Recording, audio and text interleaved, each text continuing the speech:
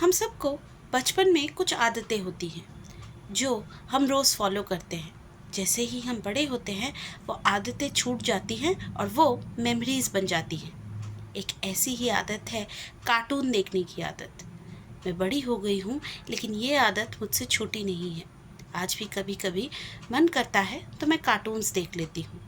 अब मैं यहाँ बताना चाहूँगी कि मैं जो कार्टून्स देखती हूँ वो मेरे बचपन के ही मोस्टली होते हैं। यानी बचपन में मैं जिस तरह के शोज़ देखा करती थी या जो कार्टून कैरेक्टर्स फॉलो किया करती थी, मैं आज भी उन्हीं के पुराने एपिसोड्स ऑनलाइन फेसबुक या यूट्यूब पे कभी कभी देख लेती हूँ। तो ऐसे ही कल रात को मुझे नींद नहीं आ रही थी तो मैंने फेसबुक स्क्रॉल करना शुरू किया। लकीली मुझे शिनचैन के कुछ एपिसोड्स दिख गए। शिनचैन एक ऐसा कार्टून है जो 90s के बच्चों के साथ काफ़ी फेमिलियर है। अगर आप 90s किड हैं तो आप शिनचैन के बारे में ज़रूर जानते होंगे। तो मैं बचपन में ये कार्टून बहुत देखा करती थी तो मैंने सोचा चलो बहुत सालों बाद जब शिनचैन दिखा रहे हैं तो मैं देख लेती हूँ। जब मैंने शिनचैन देखना शुरू किया तो वो लोग कोई पुराना एपिसोड नहीं दिखा रहे थे, एक नया एपिसोड दिखा रहे थे। और वो एपिसोड ऐसा था कि उसे देखते ही मेरा दिमाग घूम गया और मैंने सोचा कि इसके बारे में एक छोटा सा वीडियो बनाना तो बनता है।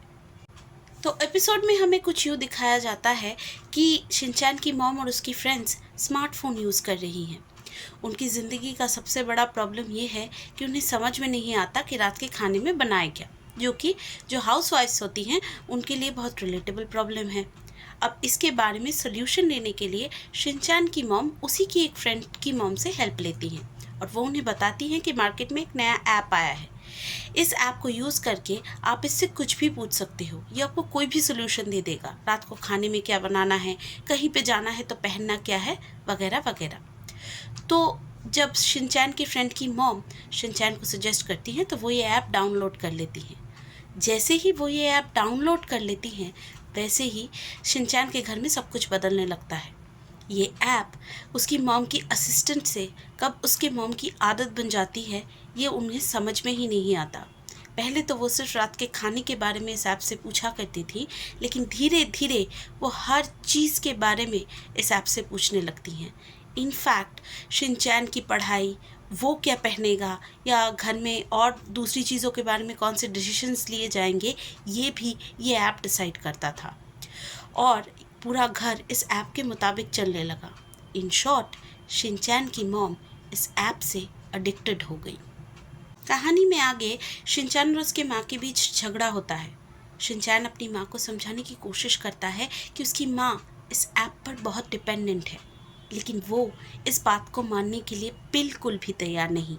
उन दोनों के बीच बहुत झगड़ा होता है और वो लोग सड़क पर पहुंच जाते हैं, जहाँ शिनचैन देखता है सिर्फ उसकी माँ नहीं, शहर के सारे लोग इस ऐप से एडिक्टेड हैं।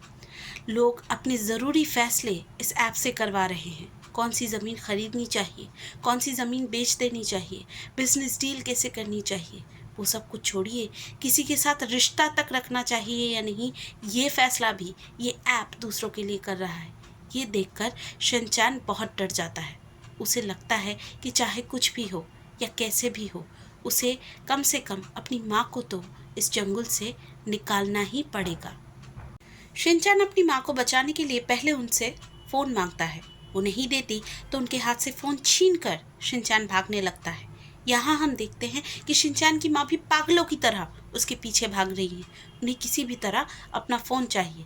किसी तरह फ़ोन को लेकर इधर उधर भागते हुए शिनचैन आखिरकार वो ऐप डिलीट कर देता है और उसकी माँ जैसे एक हिप्नोटिज्म से बाहर आती है।